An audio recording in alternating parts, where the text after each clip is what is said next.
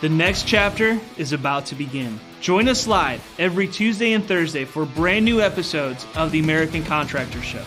Our mission is to bring you the latest tools, innovations, and knowledge to help you become the most informed contractor in your market. Knowledge is the ultimate power, and we are connecting you with the most knowledgeable minds in our industry. Make sure to subscribe so you never miss an episode. American Contractors, I hope you're ready. This one's for you.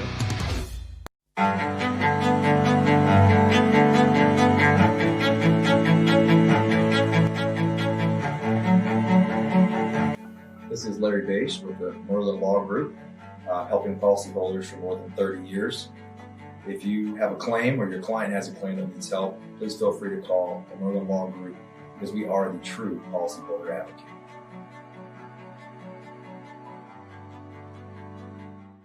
C3 was eager to help us, and even whenever we weren't giving them work, they were still eager to give advice. The things that they were putting out for the changing from DMO to RFG and giving that to the industry and not charging anything for it, I thought was really cool. And that's stuff that I as a contractor appreciate. I'd recommend C3 to any contractor who's looking for a PA, especially if you're around Colorado. Great guys, man. I'm nothing but happy with the work they've done for us.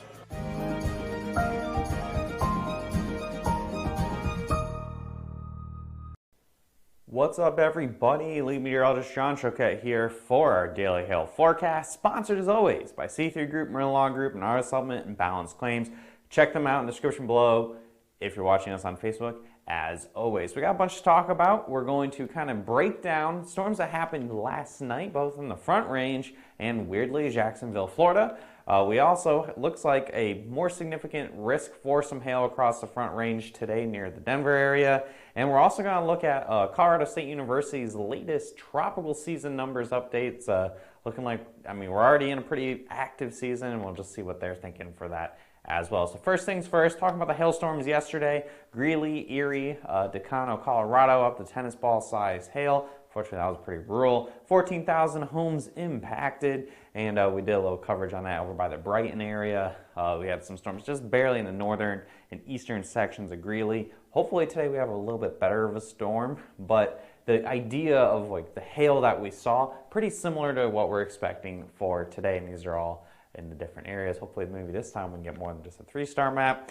Also a surprise little event in Jacksonville, Florida on the west sides of town. About 2-inch hail fell. Only about 5,000 homes impacted. Basically a storm formed off of, I'm assuming, a sea breeze front. I didn't actually see it. I didn't actually map this storm. So we had up with a 2-inch hail with that. Storm went up, dropped all its hail, and then just kind of petered out. And you can see the pictures here for Florida. This is pretty impressive. You don't really see, especially in August of all times, hail getting this large across Florida. You can check both those out on hailtrace.com. So here is our forecast for today for the Denver area.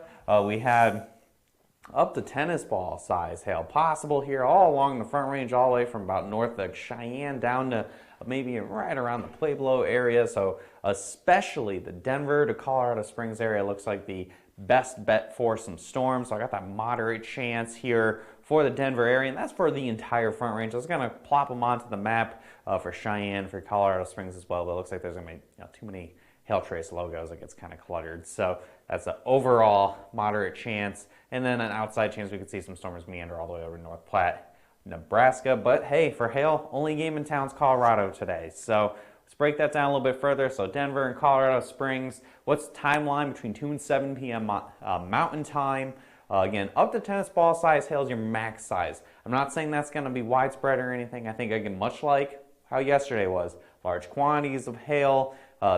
If the strongest storms can get up to tennis ball size hail, that's your maximum potential. Otherwise, golf ball is definitely not out of the question, especially, again, near Denver, possibly just north of Denver, Fort Collins, or just south by the Palmer Divide over by Colorado Springs, where you usually get a lot of storms. Pretty good chance somebody on the I-25 corridor is going to see at least quarters today, and even a decent chance, again, of at least golf ball size hail. Again, areas, if I really did pinpoint areas that I think will see storms, even without the models, places like Colorado Springs, just north of Colorado Springs, tend to get storms quite a bit over by that Palmer Divide. And then even just north of Denver, maybe over by Fort Collins, or even hell, at places like just the northern suburbs of Denver as well. So we'll be watching this super carefully. We'll be doing any live coverage that does happen. Storms are going to be starting early enough in the day where I'll probably still be here at the office as well to do green screen coverage.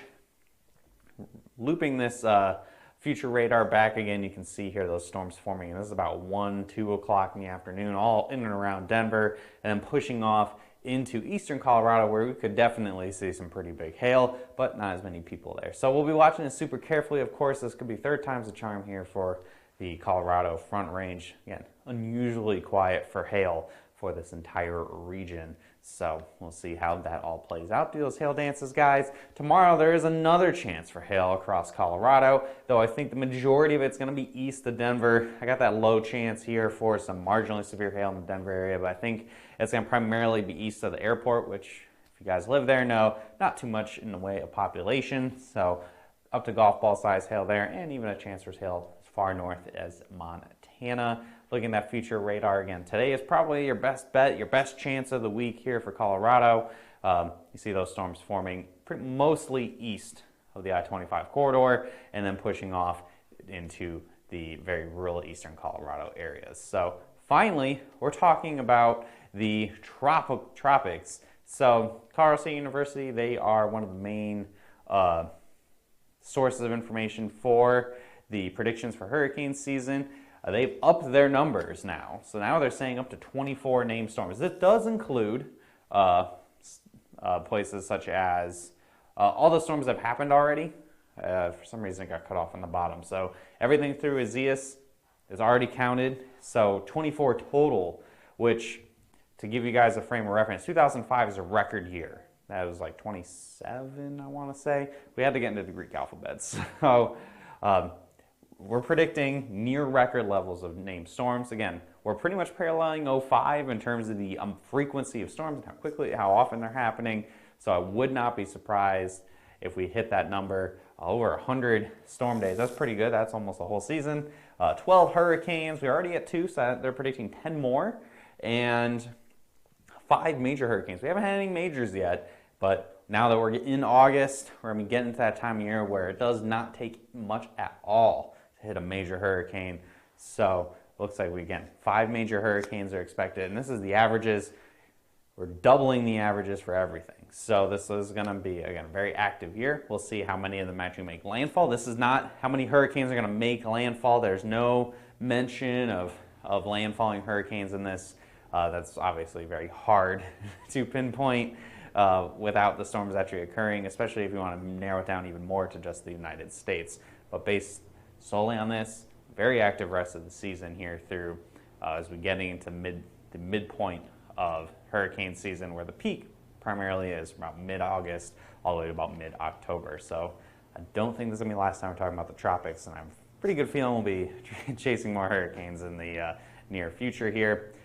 Subscribe to all of our social media pages, YouTube, Facebook, Instagram, Twitter, whatever it may be, at HailTrace. Pretty easy to find us. Hit see first on Facebook so you don't miss any of our content or any of our live coverage. Hopefully, again, do those hail dances, guys. We might be seeing some big storms here in the Denver area this afternoon.